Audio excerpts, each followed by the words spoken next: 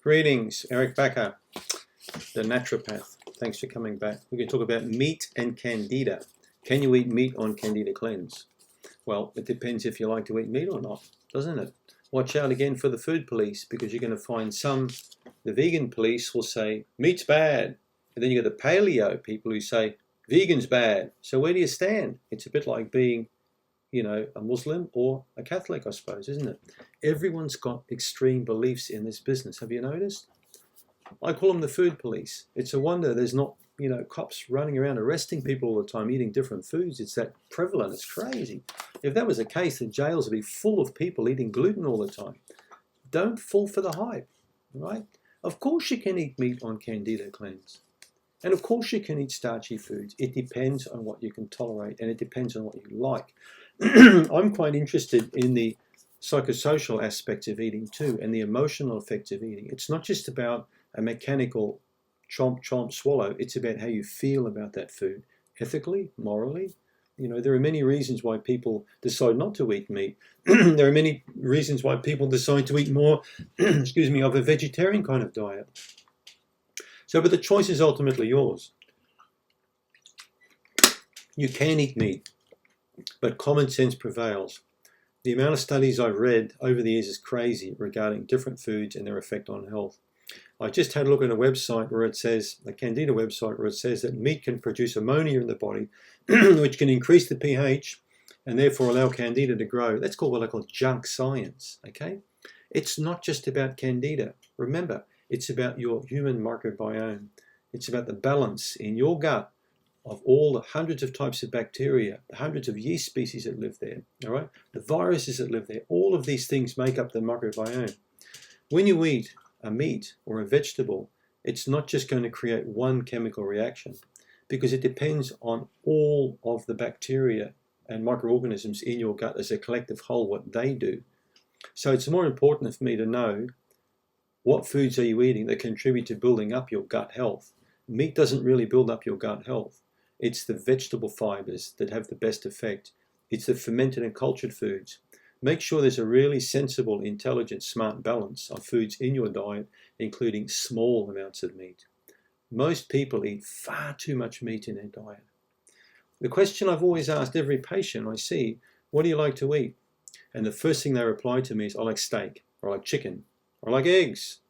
So that tells me that meat protein is foremost on their mind, which means it's usually the largest portion and the highest desirability. Not many people say, oh, I like lettuce. I love lettuce. I can eat a whole plate of it. No one says that. So be careful not to eat too much meat.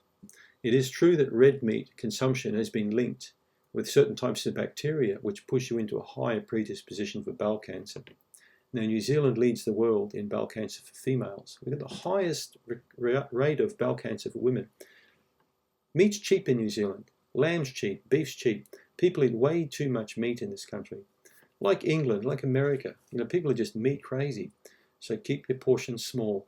Look at better quality meats, which are fish, especially ocean caught or a good quality salmon. You can get good quality fish still. We're probably in one of the last generations where we can still access reasonably good ocean fish. I'd hate to think what 2 or 3 generations down the track are going to eat when it comes to proteins. I've got a feeling it'll be meat cultured in laboratories, which they're doing already. They'll actually grow meat. How gross is that? So keep your portion size of red meat small. In England, one of the top doctors released a statement saying 250 grams, which is, what's that? It's about 8 ounces of red meat per week, no more. All right? Now, when I was in Los Angeles, some of the steaks I saw were like, 40 ounces, and ridiculous amount of meat. So swap your red meat for lamb. Lamb's a better land-based animal, in my opinion. It's a different type of fat than bovine fat. It's less inflammatory. The eicosanoid profile that gets stimulated with lamb is different than with red meat, meaning it's less inflammatory. So red meat is definitely more inflammatory. But all meats are to a degree. So what do you eat? Free-range eggs, good quality free-range eggs, antibiotic-free free-range eggs, hormone-free free-range eggs. Have you ever tasted eggs from chickens that grow free-range without chemicals or hormones? They taste amazing. Beautiful deep yellow yolks. This is superior protein. Egg protein, fish protein, lamb protein, and small amounts of beef.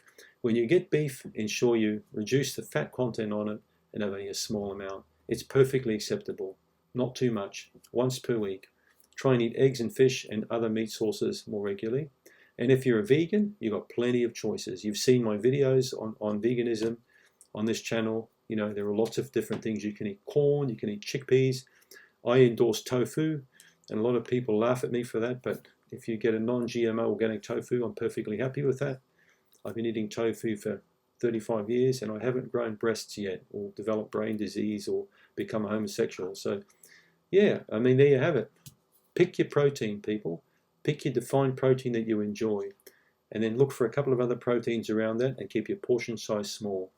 If you really want to know how meat is affecting your gut, do a stool test, okay? Stick on a diet for a while, for 3 months, preferably 6 months. Repeat the comprehensive stool analysis and have a look at your bacteriology profile. Look at the bacteroidetes. Look at the enterococcus. Look at the lactobacillus. Look at the bifidobacteria. Look to see if there's any yeast cultures. Look to see if you've got any dysbiotic bacteria. If everything is in its place, it's high likelihood that that diet is really suiting you. And that's all I've got to say. Thanks for tuning in.